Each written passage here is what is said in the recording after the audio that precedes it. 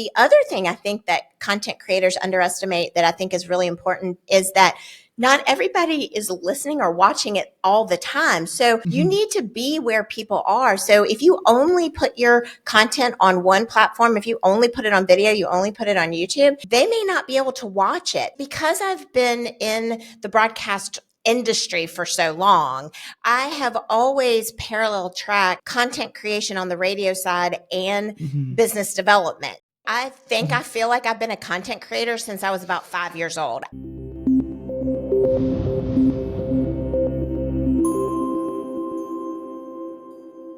Hello, I'm Dustin PolyInnovator. Today I'm having on Traci DeForge on the PolyTools Creator Spotlight, who is an international podcast expert, founder, podcast host, speaker, strategist, and has launched over 160 B2B and B2C podcasts. Thank you for joining me on the show. Yes, thank you, Dustin. It is great to see you, and it is great to be here. I know that you and I chatted a lot, also Jen too, over at Podcast Movement, and it was one of those things where I was like, at some point I need to have you guys on the show, so I'm glad you're here. Yeah, well, thank you. Yeah, so Jen, for those of you who don't recognize her name, is the co-founder with me of the Podcast Professionals Association, which we were just launching at the time that we connected with you back in the Podcast Movement Conference in 2024. So yeah, it's good to be back. So what inspired that for you guys to create that? Well, I think what was the big driver behind the Podcast Professionals Association is that there was really no true nonprofit trade association yet established in the podcasting industry, which is pretty hard to believe because we're 20 years old. Now, there are a lot of organizations that support podcasters in the industry, but the podcast service professional defined as the person who essentially makes their living off of supporting content creators. So those are the engineers, the editors, the people like me who own a full service podcast production and audience growth marketing agency, all of these things. And when I started Producer Podcast back in 2016, I really was just in a huge learning curve mode, right? Everybody, especially 10 years ago, was trying to figure out this industry. We're still trying to figure out this industry. But what I recognized was that everyone was working in a silo. And that happens a lot with content creators too. We're just kind of doing our thing, trying to figure out, well, the algorithms or the business model or how to monetize or sponsorships or just flat out just anything. And I wanted to have an organization, and Jen and I were so aligned in our mission and values that was focused specifically on helping podcast service professionals grow and thrive in their business so that the content creators, podcasters could grow and thrive in their journey and path through monetization and building a business for their content creation pathway. So yeah, that's how we got off the ground. I love that. And it's one of those things as a solo creator too, I definitely understand, like when you're trying to figure all that stuff out, it's harder. And then there's also people who work in the space too. Like you said, the engineers, the producers, and they need help too. And having that whole baseline, and you and Jen also too are like a power duo. Like I've seen you guys in person and you guys are just like boom, boom, boom. Well, we came together as clients, and then we became colleagues and did a lot of consulting and strategy work together in the podcasting space, worked with Simplecast and some of the other technology and hosting platforms. And really it was just a natural transition for us because we had, if you've ever had a business partner or if ever considered having a business partner, it's somebody that you really need to, we use the words know, like, and trust a lot in terms of building client relationships, but the same thing applies when you're looking and seeking to grow your business through a business partnership. You really need to know, like, and trust that person as well, because you're essentially having a work marriage, and it needs to be something that's built on a strong foundation. And so we have that strong foundation, which falls really well to us being able to work together. Great. I'm also interested too, because since you're a content creator, but you also have all that business acumen too, which part of your life do you find yourself kind of enjoying more? Like, is it the more business side? Is it creating side? Gosh, that's like asking me to pick my favorite child. Yeah, I had a feeling. Well, it's because I've been in the broadcast industry for so long, I have always parallel tracked content creation on the radio side and business development. So for me, it has, kind of using that word marriage again, for me, those pathways have never been divergent. They've always been aligned. And so as I've evolved and developed as a business development strategist, as a content creator, and then as kind of merging those two things when I launched Produce Your Podcast, I really can't look at one without the other. I just literally observe everything through the lens of a business development strategy. But the most important part I think you can say about that is that when you look at content creation through the lens of business development strategy, your number one lens and the way you look through it and how you see it has got to be about what's in it for your audience. Because if you don't do that as a content creator, then the business development piece will never work. So in my mind, one supports the other equally, but it's how you choose to look at the end result of both that's so important. And it ultimately always has to be focused on the audience. And yeah, like you said, like a lot of people end up making content for themselves, which is fine to a degree, but you have to make sure you're also making content most of the time for your viewers and clients. Yeah, that's true. I mean, the fun piece of content creation, and if you look at my bio, and it's all fun to me. I don't want to say that there's just one part of fun, but I love what you just brought up, because I think in my world, especially, it's not talked about enough, because our business we typically focus on and work with business owners who are leveraging their podcast for visibility, for thought leadership, for lead generation, to generate sales. But if you look at the number of podcasts that I have created, hosted for myself personally, some of my most favorites were not developed for monetization or for sponsorship. They were just for me to have a creative outlet and to continue to have fun in this business while I'm running a business in this industry. And it's funny too, another angle as well, like I started out my podcasting not for, monetization either. I have my blogs and videos for that. I wanted to do networking. Like I wanted to interview people and I wanted to make my network bigger and connect with really awesome people like yourself and have great conversations. I created this show just because I wanted to nerd out with people like you about content. Yeah. And that's a very underestimated benefit of being a podcast host and guesting on podcasts, which is something Produce Your Podcast has just added to their portfolio of services in 2025, because that whole element of networking, whether you're a guest on someone else's podcast like I am today, or whether you're hosting a podcast and you get to connect with the guests that you bring on, there's so many collaborations and so many opportunities and just like-mindedness that percolates as a result of these connections. And I think as a content creator, that is truly one of my very most favorite things, is like, as I said, we work in silos a lot, but to step outside of our pattern and disrupt our routine and be able to connect with somebody, even if it's virtually like this, it's just like a nice way to just invigorate your business day or just any day. Well, and especially if you're more extroverted too, you get that energy boost. And you and I had talked at Podcast Movement, but obviously when we're at a conference, there's like a lot of things going on. You have to go there, I have to go there. There's not much of a chance to chat. Now we finally have a chance to actually like talk to each other and get to know each other and that kind of thing. Sure, absolutely. And your audience gets to know us at the same time, which is just like the bonus win. Well, and I also like making a ton of clips out of these episodes too, so that makes it go really far. But getting to the first question here, we talked a little bit about it. What got you started as a content creator? I have to, if I'm answering that honestly, I feel like I've been a content creator since I was about 5 years old. Explain.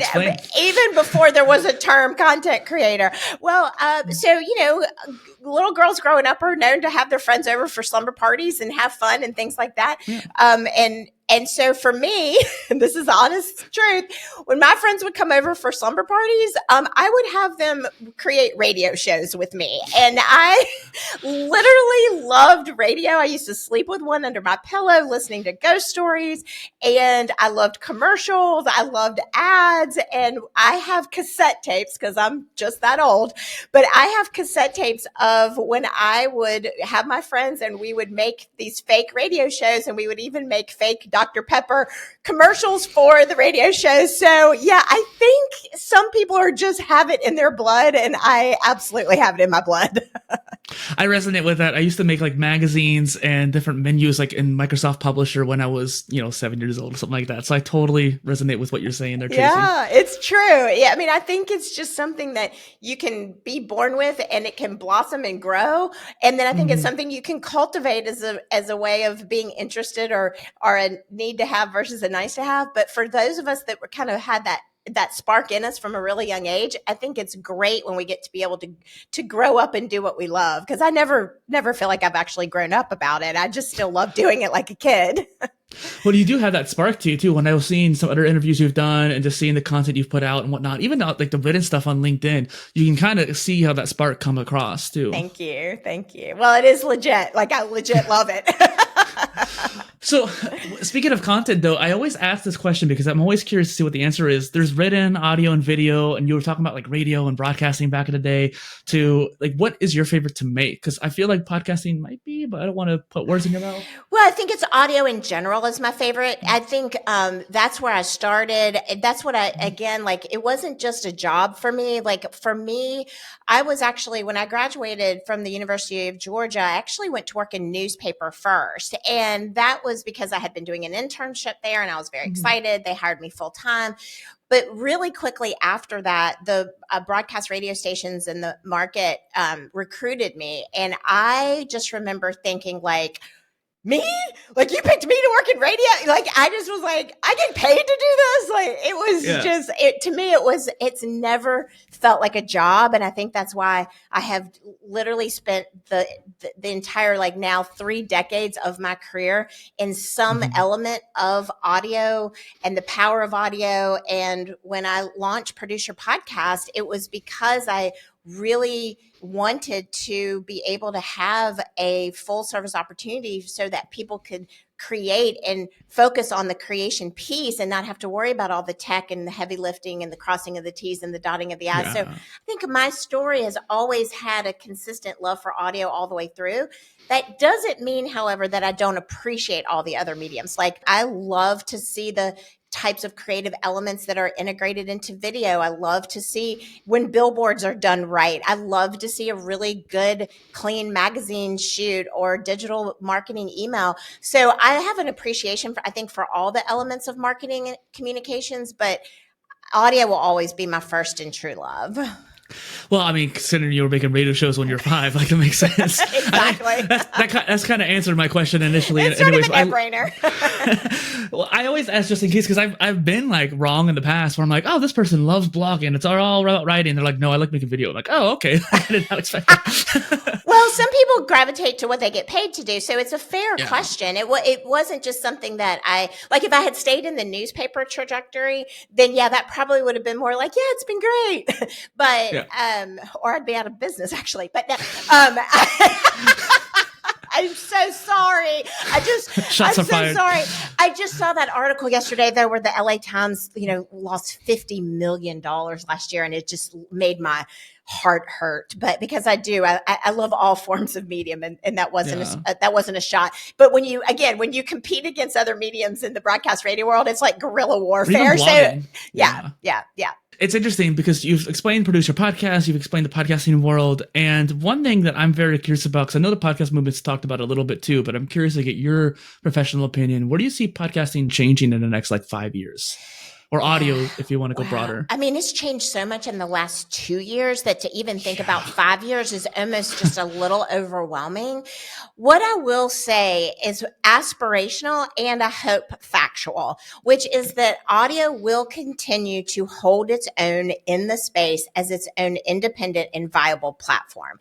That's one of the reasons why the Podcast Professionals Association is incredibly important, because we need to have a seat at the table in these conversations and how people are defining podcasting, how people are defining a podcast, how people are really appreciating and understanding the power of audio in addition to, not instead of or in place of video, or video in place of audio. They are not, they're not choose one or the other. You need to have both to have an effective content strategy. And so I think we're going through some what I call manifestation turbulence right now, where video has, in a sense, been so dominant in the press and the industry trades, in the forefront of CMOs and CEOs and marketing strategists and content creators and all of the things, that it's starting to feel like that that audio might be getting edged out in terms of its efficiency and its effectiveness. And there couldn't be anything further from the truth. That's such a myth. We are still seeing, as recently as coming back from the Evolutions podcast conference that was in March of 2025, we are still seeing anywhere from, and I want everyone to hear this when I say this, people are still getting anywhere from 2 times to 15 times more downloads on their audio podcast than their YouTube videos or videos on Spotify. 2 to 15 times more downloads.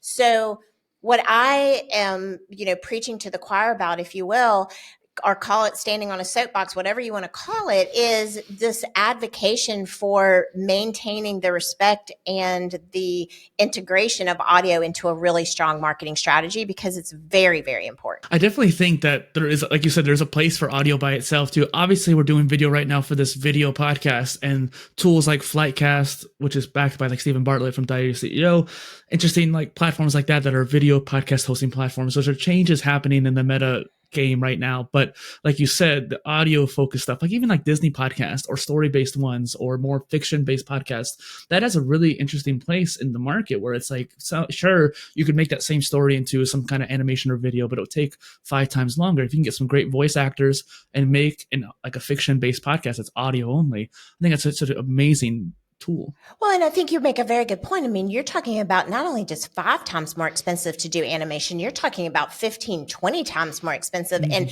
if you think about the theater of the mind, it's so much more powerful than what you can actually visually see. If you think about the idea of, if you read a book before you watch the movie, you're almost always disappointed, because how you visualized it in your mind is not what you ultimately end up seeing on the screen, even if the producers have done an amazing job of making that visual representation of the book. Audio is very similar. I love to use, and I've used this analogy for years, like if you were to record a white elephant running through a chocolate mud puddle and then rolling in a pile of gold shavings, then that would be a very expensive thing to produce. But right now, just saying that, like, you picture that white elephant, you picture them rolling in a chocolate mud puddle and then getting sprinkles of gold, shavings on them. Like, that is audio right there. Like, everybody who's watching or listening to this, you still get that powerful visual, and there is nothing that can replace that.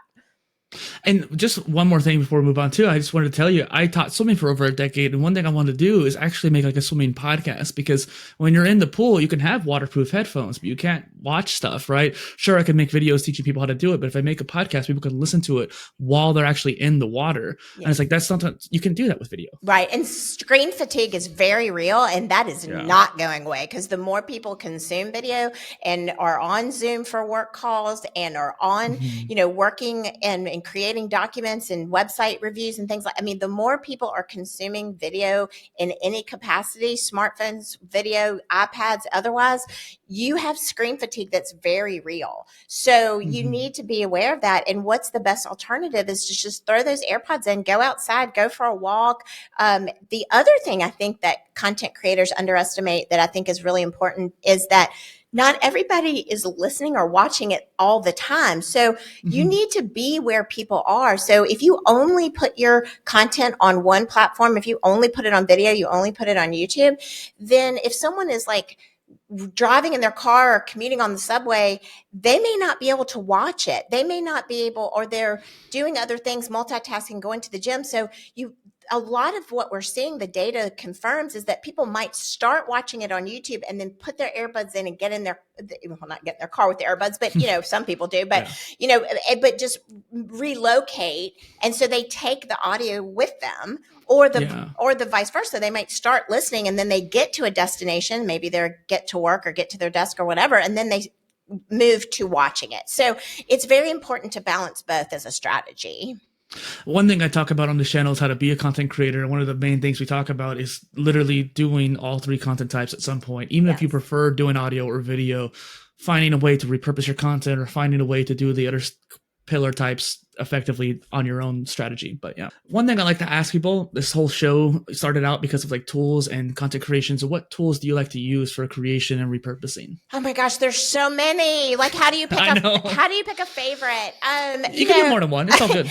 Well, I'm probably not going to be able to reveal any kind of innovative new one, but I mean, we as a company, of course, we're full service production and marketing. Mm-hmm. So we're always testing and integrating and trying new things for our clients and for ourselves. And so, Canva is a staple for us. It's really great we highly encourage people to upload and update their podcast episode cover art for each episode. So having a platform like Canva makes that really easy to do that, repurposing your content into verticals and into static graphics and all of those things. I mean, I just think Canva is just such a good go-to female founded company, like disruptor in the industry. Like I really can't speak highly enough about the way that they have grown, evolved, impacted the industry, and also respected their audience too. I think, it's not just about how you use the tech. It's also about how the tech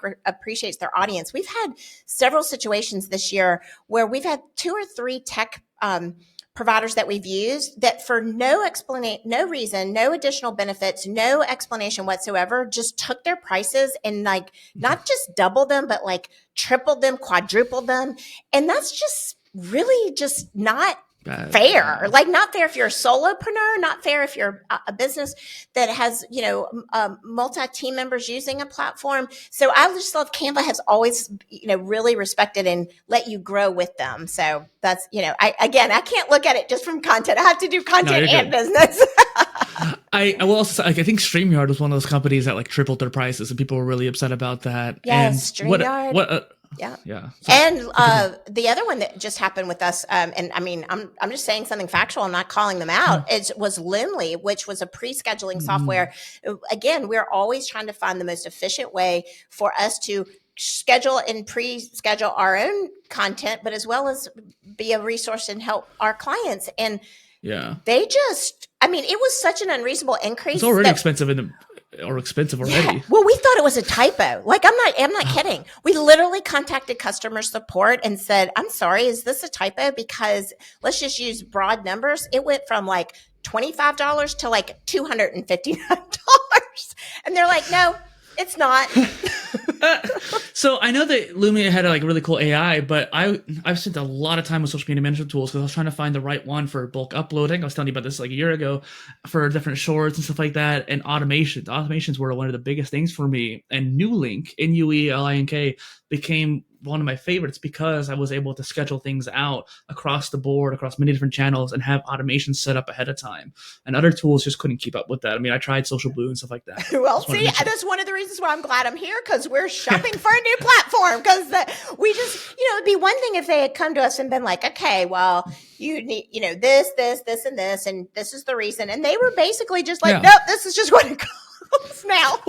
You would think it would be grandfathered in or something like that too. Something, but I'm literally you see me? I'm literally writing new down it. I'll send you a link afterwards. And if you ever have a problem like that and you need a tool, hit me up, and I have a whole list of tools. So I got you. Yes. Okay. Well, be careful what you ask for. I know. 2 a.m. Hey, we need this right now. Well, we wouldn't do that to you, but we respect and value your expertise. That's for sure.